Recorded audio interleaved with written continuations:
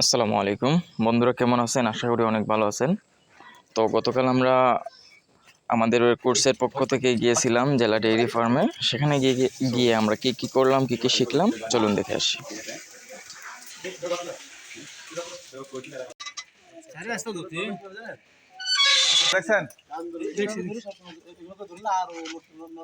ছোট করে রেখে বেদবেন। এই সবাই দেখছেন তো নাকি? আমার ক্যামেরাম্যান কই? এই পিছনে আছে। এভাবে করে ধরেন। আমি টাকার কাছে আমি তো দেব। আপনি শিখাইছি পুলিশ স্যার। আপনি আপনার মতো করবেন। এই যে এখানে পারতটা দেখছেন তো সবাই না পারত? এটা একদম চওড়াটা, এটা চিকন যেটা আছে এটা কিন্তু দেখতে অসুবিধা হয়। এটা কিনবেন সবাই। আমরা দেখতাছি এটা যাতে ঠিক আছে। খালি এটা ধরে একটু ডিসটেন্স নিয়ে একটু ঝাঁকি দিতে হবে। ঝাঁকি দিলে পারতটা নেমে যাবে, ঠিক আছে? এই যে পরে লেজ ধরে এই যে ওর পায়খানার রাস্তা ঢুকাইতে হবে আস্তে আস্তে, যেন লাফ না দেয়। আস্তে আস্তে দিয়ে এখন তো ঢুকলো, ঢুকার পরে যে কোনো এক সাইডের চামড়ার সাথে লাগাই দিতে হবে, এই সাইড অথবা ওই সাইড। ভাঙবে না তাইলে না, এভাবে করে ধরে আপনি আস্তে করে দিলেন, এভাবে করে ধরে এই যে আমি এক পাশে চামড়ার সাথে লাগাই দিলাম, তাহলে তাপমাত্রা আপনি গেছে 1 মিনিট, সর্বোচ্চ 1 মিনিট। দেখেন একটু ঠিক আছে। আমার হাতে হাতে লেজে ধরার কারণে সামনে দিয়ে চলে আসছে। এই দেখেন এখন কি দেখবেন, দেখেন একে পারবো, সবাই তো পারেন। দেখেন কত বেশি ঝাঁকা দেন না, সবার হাতে একটা একটু করে দেন। জিজ্ঞেস করেন 103 ডিগ্রি কে কবে দেখছে? 103 ডিগ্রি 103 ডিগ্রি কই এত দিল? গরুর তাপমাত্রা মাপার শেখানোর পরে আমরা সবাই একজন একজন করে সেটা টেস্ট করলাম। স্যাররা আমাদের বলে দিলেন, স্যার এবং আমাদের শ্রদ্ধেয় রাজু ভাই। তো প্রত্যেকে একজন একজন করে তাপমাত্রা মাপার সিস্টেমটা শিখে নিলেন। তারপরে আমাদের মহিলা আপুরা ওনারাও দেখলেন, যে বিষয়গুলো বুঝতে পারেননি ওনারা স্যারকে জিজ্ঞেস করেন এবং আমাদের স্যার সুন্দরভাবে জিনিসগুলো বুঝিয়ে দেন। এরপরে আমরা ওষুধ খাওয়ানোর জন্য একটা বাছুর নির্বাচন করি। এরপরে রাজু ভাই ওষুধটাকে গুঁড়া করেন এবং কিভাবে এটা খাওয়াতে হবে সেই প্রক্রিয়াটা আমাদেরকে বলে দেন। প্রথমে ওষুধটা গুঁড়া করার পরে সেটাকে পানিতে গুলতে হবে। আচ্ছা, এটা এখন তো নাই, আইনে দিব না। এই দেখেন ওনারা কিন্তু ওষুধটাকে গুঁড়া করছে, আর পানির বোতলে পানি দিয়ে এটাকে মিশাই যাচ্ছে। এটা কিন্তু মারা যাবে, শ্বাসনালীতে চলে যাবে। এইজন্য খাওয়ানোর সময় খুবই সতর্ক হয়ে খাওয়াতে হবে, বড় গরু সবার ক্ষেত্রেই। আর অনেকেই খাওয়ানোর সময় একটা ভুল ধারণা আছে, খাওয়ানোর সময় অনেকেই ওই মুখের জিহ্বাটা ধরে নেয়। অনেকে দেখবেন যারা গরু পালে, দেখবেন ওই খাওয়ানোর সময় জিহ্বাটা ধরে নেয়। পানি খান তো খাইতে পারবেন, ওদের জিভে ধরা যাবে না। খাওয়ার সময় জিভে ছেড়ে দিতে হবে, যেন ও নাড়াচাড়া করে যেন ওর জায়গা মতো পানিটা নিতে পারে। অনেকে কিন্তু খাওয়ায়, গ্রামে অনেকে খাওয়ায়। হ্যাঁ, ওই যে মুখ যখন উঁচা করে তখন যে হাত দিয়ে চাপ দিয়ে জিভে ধরে ফেলে, ধরে পরে খাওয়াই দেয়। জিভে নাড়াতে না পারলে তো ওইটা শ্বাসনালীতে চলে যাবে, আর শ্বাসনালীতে চলে গেলে তো বাছুরের অনেক বাছুর মারাই যায়। আর বড় গরুর দেখা গেছে যে এমপিসিমা অফ দি লাঞ্চ, তারপর আস্তে আস্তে ইয়ে হয়। আচ্ছা ঠিক আছে, আমরা ওই গরু নিয়ে আসি। বলছে বুঝছেন, এটা তো আমরা লিকুইড বানায় ফেলাইছি। লিকুইড যদি খাওয়ান, নালি কয়টা আছে মুখের পরে? আচ্ছা, এই শ্বাসনালী, খাদ্য নালী, শ্বাসনালীতে ঢুকে নিউমোনিয়া হয়ে যাবে।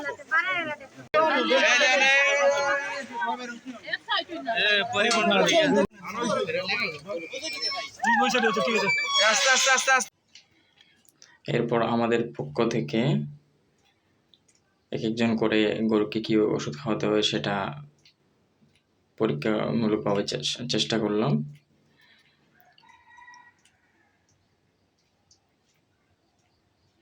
তারপর আমাদের স্যারও মহিলাদেরকে বিশেষ করে বলে দিলেন যে আপনারা কারা পারবেন। তখন আমাদের দিদি আসেন, ওনার আসলে অনেক সাহস। তারপর দিদি বাছুরটাকে শক্ত করে ধরেন। এরপর আরেকজন আপু আসেন, ধরেন। এভাবে তারা ওষুধ খাওয়াতে চেষ্টা করেন।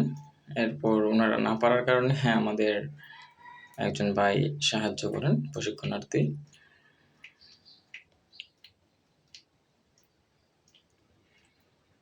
তো এইভাবে এক একজন সবাই আমরা চেষ্টা করি এবং সেই ওষুধ খাওয়ানোর বিষয়টা শিখে নেই, যাতে করে পরবর্তীতে আমাদের কাজে আসে।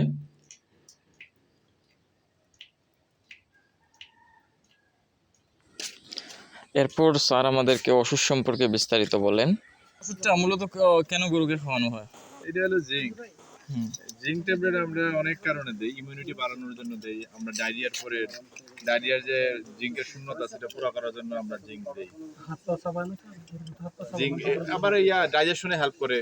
আচ্ছা। জিঙ্কের নানাবিধ কাজ আছে, মূলত আমরা দেই ইমিউনিটি বাড়াবার লাগে, আর হলো ডায়রিয়ার যাতে জিঙ্কের শূন্যতার কারণে বেশি সমস্যা তৈরি হয়, অনেক সময় অ্যানিমাল মারা যায়। জিঙ্কের শূন্যতা না হয় কেন আমরা thank you sir, thank you. এরপর আমরা হার্টবিট মাপা শিখি। এটা থাকবে কানে, জি। চেস্ট পিস, জাস্ট এটা চেস্ট বুঝলেন তো, বুকে রাখবে। কারণ গরুর বুক কই মানুষের নয়, বুক আমরা বুঝি, গরুর বুক কই। গরুর কোন জায়গায় ধরবেন, গরুর হাড়টা থাকে কই?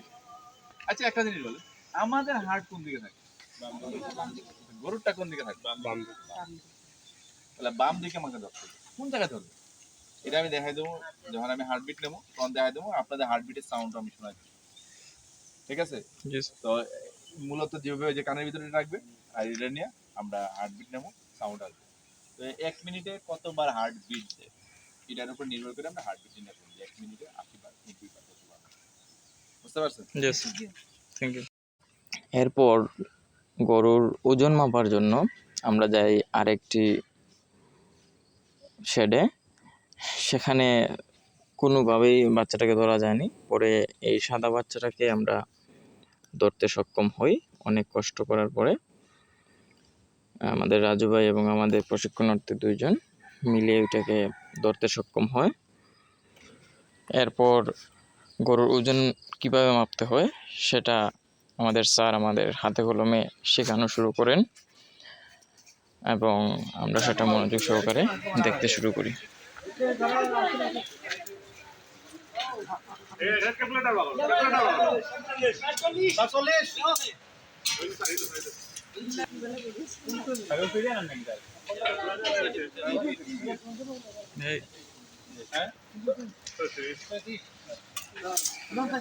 যদি আম থেকে আমরা নেই লেজে ঘোরা পর্যন্ত কত হয়?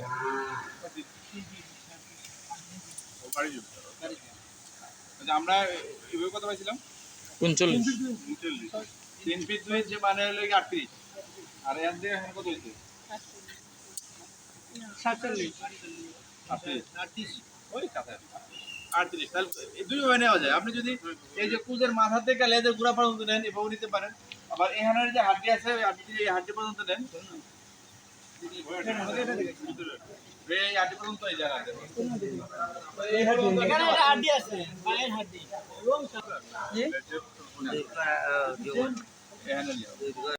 কাছাকাছি আপনি এক্সাক্ট ওজন পাইবেন।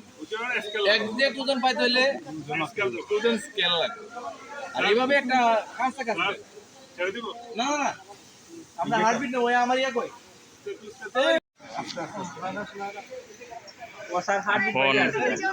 আমাদের স্যার গরুর হার্টবিট মাপবেন। পারা যায়। নরমালে একা একা যদি কাজ করেন ডিস্টার্ব করবে, এখন তার হার্টবিট বাড়াই দেন পারবো, আমাদের একটু দরকার নাই। আমি কি অনেক আচ্ছা কোন জায়গাতে নিবেন আর আপনারা বলেন? পায়ের নিচে। আচ্ছা ওকে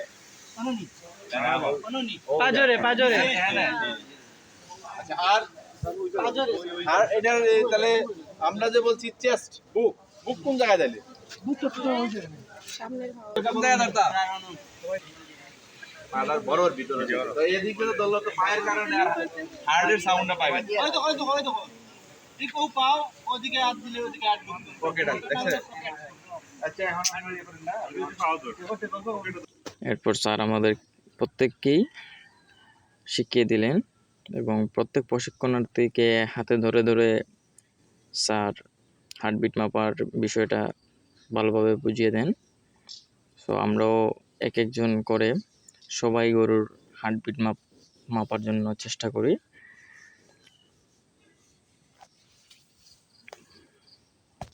তারপর আবার আমাদের স্যার আমাদেরকে ভালোভাবে দেখিয়ে দেন। প্রথমে ছেলেরা আসে, এক এক করে প্রত্যেক ছেলে চেষ্টা করে এবং গরুর হার্টবিট মাপতে সক্ষম হয়। আর মাঝে মাঝে যে ভুলগুলো হচ্ছিল সেগুলা আমাদের স্যার আমাদের ভালোভাবে বুঝিয়ে দেন। এরপরে আমি নিজে যাই। সো দেখতে পাই গরুর হার্টবিট অনেক ভালো আছে।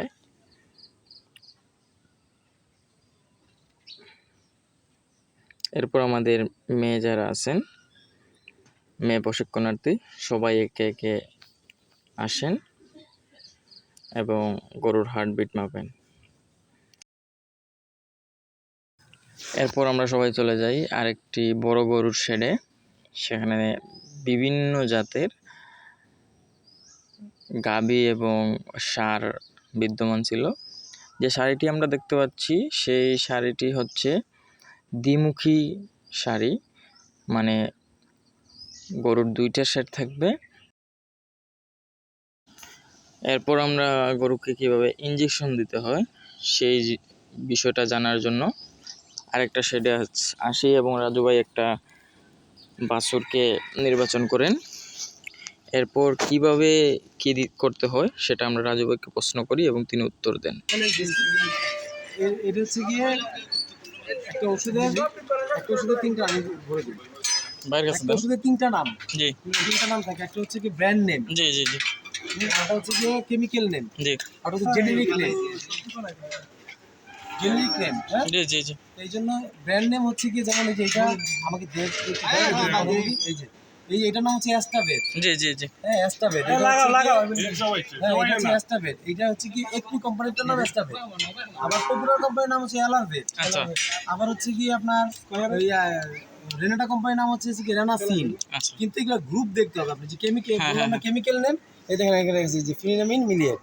আচ্ছা এইটা এক থাকলে ওইটা যে কোনো কোম্পানি হতে পারে। আচ্ছা, হ্যাঁ, এই জন্য হচ্ছে কি ব্র্যান্ড মানে নেম সব হচ্ছে কি, ওষুধগুলোর কাজ একই। ব্র্যান্ড নেম হ্যাঁ। হচ্ছে কি আমাদের যে কোম্পানির নেম, যেটা হ্যাঁ। কোম্পানির অ্যাস্টাবেট 1 মিনিট। আচ্ছা আর এটা কেমিক্যাল নেম হচ্ছে গিয়ে এই যে ফিনামিন মিলিয়েট।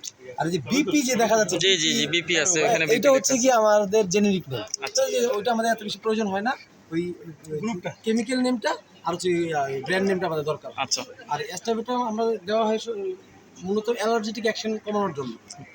আমরা যেমন এটা যদি এটার সাথে মিলে না, তাহলে মানে বুঝার ক্ষেত্রে বলতেছি, যেমন আমরা ব্যথার ওষুধ খাইলে, অ্যান্টিবায়োটিক খেলে আমরা গ্যাস্ট্রিক ওষুধ খাই না। জি জি জি জি হ্যাঁ, এটা হচ্ছে এরকম অ্যালার্জেটিক অ্যাকশনটা বাদ দিবে, অ্যালার্জেটিক অ্যাকশনটাকে ভালো করবে। এইটা এখন তাপ বেশি আছে, হ্যাঁ, দিলে তাপটা কমে গেল। আচ্ছা আবার তাপ কম আছে, একটু দিলে তাপটা বাড়লো। আচ্ছা হ্যাঁ, আবার হচ্ছে গিয়ে আমি একটা অ্যান্টিবায়োটিক দিব, এটা আগে দিয়ে নিলাম যেন অ্যান্টিবায়োটিকটা কোনো অ্যাকশন না করে থাকে, ওই জন্য অ্যালার্জেটিক অ্যাকশন। আর কোনো চুলকাচ্ছে, শুধু এই অ্যাস্টাবেট দিয়ে দিলে হয়ে যাবে, ওই চুলকানোর ইয়েটা কমে যাবে। হ্যাঁ, বা একটু তাপ বা খাচ্ছে না, আমরা ইনিশিয়াল স্টেজে এটা দিলে অনেক সময় ঠিক হয়ে যায়। ঠিক হয়ে গেলে ভালো, নাইলে আমরা অন্য স্টেপে যান। হ্যাঁ, থ্যাংক ইউ ভাইয়া। এটা তো পাতলা, এটা দিতে গিয়ে বাঘ হয়ে যাবে। আমরা এইখানে ধরবো, ধরে জি জি জি আর সবচেয়ে ভালো হয় যে অনেক সময় এখন তো আমরা নিবো 2-3 সিসি, হুম দেখা গেছে আমরা যখন 15-20 সিসি নিবো, তখন তো আমাদের টাইনা আনতে কষ্ট হবে। এই যে আমি একটা হাওয়া নিবো, আচ্ছা দেখছেন, এই যে একটা হাওয়া নিলাম, এই যে ভিতরে ভরে দিলাম, ধরেন এই হাওয়াটা দিলে ওই একাই আসতেছে, দেখছেন, এই যে একা আসতেছে, একাই আসতেছে, কিন্তু দেখছেন আমরা টান দিলে বেশি কষ্ট করতে হলো না। এই যে আস্তে করে নিয়ে নিলাম, এই যে আমি আস্তে করে যে এই সিসিটা নিলাম, বাস টেকনিক। আর ভিতরে যদি হাওয়া থাকে, হাওয়াটা আমরা এই যে মনে কাছে ভিতরে হাওয়া, এই হাওয়াটা দেওয়া যাবে না। হাওয়াটা আমি এভাবে যখন আমি পোকা দিব, বাবলগুলো চলে যাবে আস্তে করে উপরে এসে এখন কোনো হাওয়া নাই। আর এখন আমরা ব্যবহার করি পাতা হাড্ডি আছে, ওই হাড্ডির মধ্যে যদি লাগে তো ওইখানে ফুলবে, পাকবে, পচবে। এই জন্য এই জায়গায় দেখছি যে এখানে একটা হাড্ডি আছে, হাড্ডির নিচে এখানে আপনি 100 সুই দিলে কোনো সমস্যা নাই।